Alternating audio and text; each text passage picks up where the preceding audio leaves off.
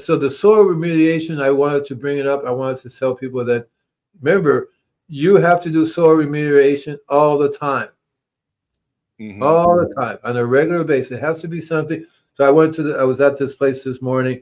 How long do we have to add this compost? We should, the lady, you only done 1/10 of the property. You haven't even started yet on the whole property.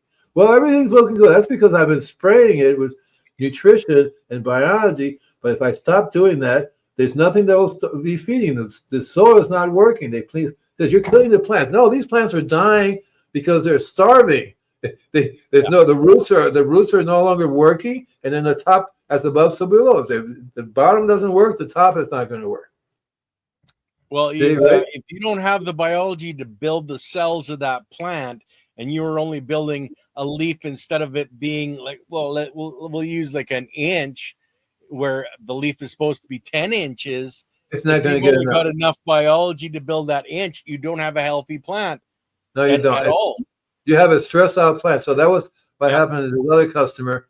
So they have gardeners, and I go there twice a month and spray their place. And what's happening now? The lady finally, after 20 years, said, "Okay, we're going to take all the soil out. We're going to put new soil in. We're going to grow some worms, and the worms will guide us. If the worms die, the soil's too toxic." I mean, this lady would go to the nursery and buy thousands and thousands of dollars of plants, bring them in and plant them, and they would only last a few months, 3 or 4 months. They would die, and she would do it again. And she said, "Why is everything dying?" Well, because if you tested your soil, which, by the way, Leighton, I finally brought in my soil engineer, and he's testing the soil, and you can see that it's toxic because they've been bringing these chemical fertilizers on a regular basis. And when they plant them, you have these little purple balls, right? Those things, Yeah. And no worm in their right mind is going to live there. When my favorite thing to tell people when I go to people's properties, I'll give you $100 for every worm, first worm you find. And on your place. Where you are, they ain't find nothing. No, they don't find anything. But the customers that I take care of, it's hard not to dig where the worms are not growing. You see, and those are indicators that you're doing the right thing. Indicators you're doing the wrong thing is sick plants, sick trees, the diseases. I tell people, they come to me and say, "Andy, I have an ant problem." I said, "Lady, you don't have an ant problem. You have a soil problem. You have a soil biology problem." By the way, I keep thanking you because, I would tell people soil, microbes. But now when you say soil biology, they go, "I think I understand what you're talking about, soil biology." Because people say, "How can the soil be alive?" Right? And it's a dead thing. It's nothing no.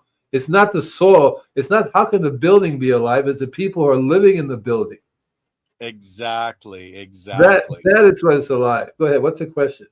Jay Dixon, question. I have access to 15 to 20 pails of SMS spent mushroom substrate from sawdust origins. What are some of the best ways to use it?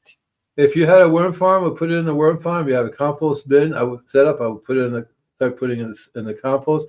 I'm assuming you're doing none of them. Maybe you are, so that would be good to add. You definitely can make a tea out of it and start spraying the heck out of it everywhere. Definitely could do that. So you learn how to use the clean water, and when you make a tea, you want to add a few other things to it to enhance it. Coffee is really good. The organic coffee is iron, got a lot rich in iron and magnesium and calcium. That's coffee, and coffee has like 40 or 50 trace minerals. Because coffee also happens to be what do we call it?